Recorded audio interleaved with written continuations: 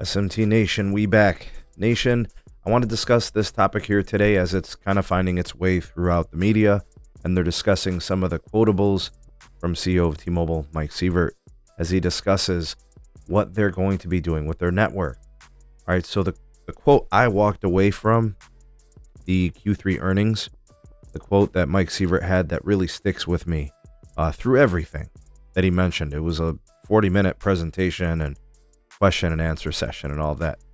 All I keep in my mind through all that was capital light. That was the operative term for the company. All right, now when speaking to investors, that's probably what they like. They like capital light, but I'm here to say that's not necessarily a good thing. It might be nice to investors on a temporary basis, but when you don't invest in your core moneymaker, you fall behind. And I think there is the potential risk that T-Mobile might possibly do that. And I think they should change their tune in the coming quarters. All right, so I'll be sure to link this article for you guys here. It's from Mike Dano, light reading. It's dated far back. This is like the beginning of 2022. All right, so there was a time where T-Mobile was discussing how they were going to increase their capex in the coming quarters, and they were going to do so because of their momentum in their 5G build and the ability of them to monetize their network in two ways. They were going to do it with mobile network access, and they're going to do it with fixed wireless access. Now, in the most recent earnings call, Mike Sievert discussed the capital light approach to fixed wireless access.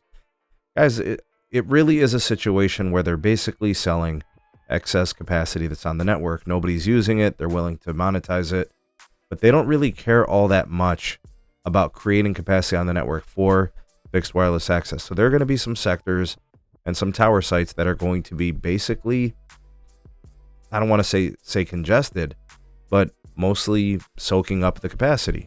And that's exactly what they should do. The problem is if you're expecting them to be, seeing 800 megabits downlink and 1.5 gigs downlink on these mid-band channels, it's just unrealistic. They're going to be selling their fixed wireless, and they're going to be growing, as a competitor in the mobile network space. So what he's saying when he says capital light, they're only going to upgrade and build where they feel it's necessary. The key word there is necessary. There's nothing extra. There's nothing additional. There's nothing special. This basically tells me do not expect mmWave on any scale. Do not expect CRAN at any scale.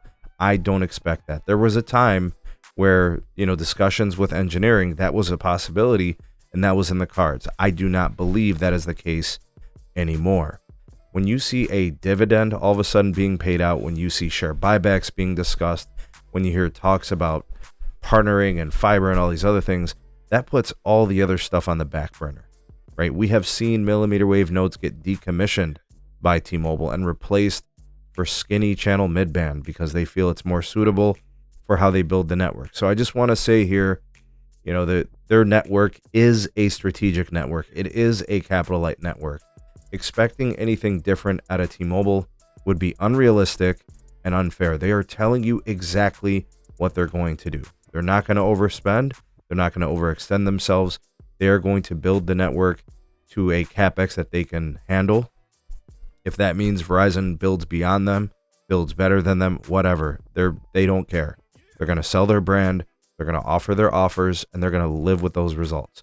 Folks, there is 3 carriers in the mobile network space. I don't consider Dish to be a retail contributor, so it's 3, and they're all very stable in what they're doing.